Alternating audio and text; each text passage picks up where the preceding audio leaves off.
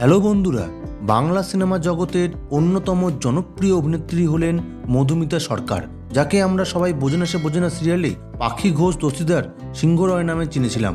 তো বন্ধুরা, আজকে এই লাইফস্টাইল ভিডিওতে আমরা জানবো অভিনেত্রী মধুমিতা সরকারের শুরু থেকে বর্তমানে অভিনেত্রী হয়ে ওঠার গল্পটা, এবং তার সাথে সাথে আমরা জানবো তার বাড়ি, গাড়ি, ফ্যামিলি, ইনকাম ইত্যাদি আরও অজানা অনেক কথা। তো বন্ধুরা, ভিডিওটি ইন্টারেস্টিং হতে চলেছে, তাই ভিডিওটি স্কিপ না করে ভিডিওটি শেষ পর্যন্ত অবশ্যই দেখবেন। আর আপনি যদি মধুমিতা সরকার মানে পাখি ঘোষ দস্তিদার সিংহরায়কে পছন্দ করে থাকেন তবে ভিডিওটি একটি লাইক ও শেয়ার করে দেবেন।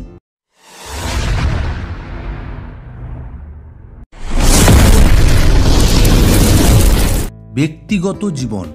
আসল নাম মধুমিতা সরকার, ডাক নাম মধু, পাখি, খুশি এবং ইমন। জন্ম 26শে অক্টোবর 1994 সাল। বর্তমান বয়স 2024 সাল হিসেবে 29 বছর। জন্মস্থান তিনি ভারতের কলকাতায় জন্মগ্রহণ করেন। উচ্চতা 5 ফিট 4 ইঞ্চি। ওজন 55 কেজি। শখ, মধুমিতা শপিং করতে এবং ভিডিও গেমস খেলতে খুব ভালোবাসেন। পেশা অভিনেত্রী ও মডেল। শিক্ষা জীবন। মধুমিতা কলকাতায় যাদবপুর ইউনিভার্সিটি থেকে ফিলোসফিতে গ্র্যাজুয়েশন কমপ্লিট করেছেন। কেরিয়ার। মধুমিতা সরকার ছোট থেকেই অ্যাক্টিং ও ডান্সের প্রতি খুব প্যাশনেট ছিলেন, তাই তিনি 2010 সালে অ্যাজ এ মডেল হিসেবে তার কেরিয়ার শুরু করেন এবং তারপর মধুমিতা 2011 সালে সানন্দা টিভি চ্যানেলে তার জীবনের প্রথম সিরিয়াল সবিনয় নিবেদন আসে, যেখানে তাকে নয়নার ভূমিকায় অভিনয় করতে দেখা যায়। এরপর 2012 সালে মধুমিতাকে কেয়ার করি না বলে একটি সিরিয়ালে অভিনয় করতে দেখা যায়, যেটা স্টার জলসায় অনুষ্ঠিত হতো। কিন্তু মধুমিতা সবচেয়ে বেশি খ্যাতি অর্জন করেন 2013 সালে স্টার জলসায় বোঝে না বাংলা সিরিয়ালের মাধ্যমে, যেখানে তিনি পাখি ঘোষ দস্তিদার সিংহরায় নামে একটি চরিত্রে অভিনয় করেছিলেন। এই সিরিয়ালটির জনপ্রিয়তা মানুষ আজও মনে রেখেছেন। সিরিয়ালটি 2013 সাল থেকে 2016 সাল পর্যন্ত টানা 3 বছর চলেছিল।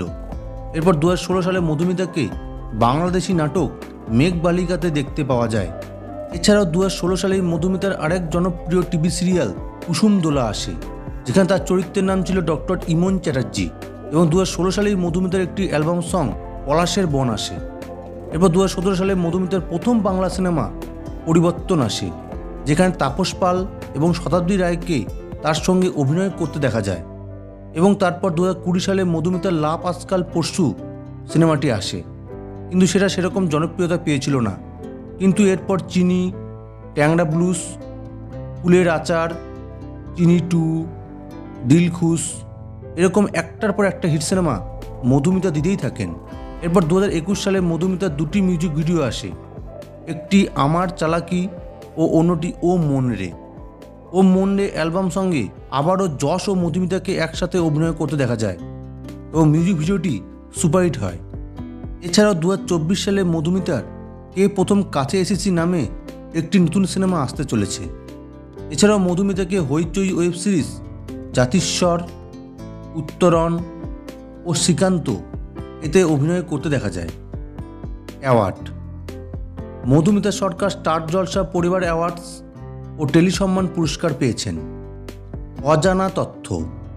মধুমিতা দীর্ঘ 5 বছর প্রেম করার পর 2015 সালের জুলাইয়ে তার প্রথম সিরিয়ালের সহ অভিনেতা তথা পরিচালক, প্রযোজক ও অভিনেতা সৌরভ চক্রবর্তীকে বিয়ে করেন এবং দীর্ঘ 4 বছর তারা দুজনে সংসার করার পর 2019 সালে তাদের বিবাহ বিচ্ছেদ হয়। ইনকাম। মধুমিতা প্রতিটি ফিল্মের জন্য 10 থেকে 15 লক্ষ টাকা পর্যন্ত চার্জ করেন, আর ওনার মোট ইনকাম প্রায় 25 কোটি টাকা। বাড়ি। মধুমিতার কাছে কলকাতায় এক বিলাসবহুল বাড়ি আছে, যার দাম প্রায় 75 লক্ষ টাকা। গাড়ি।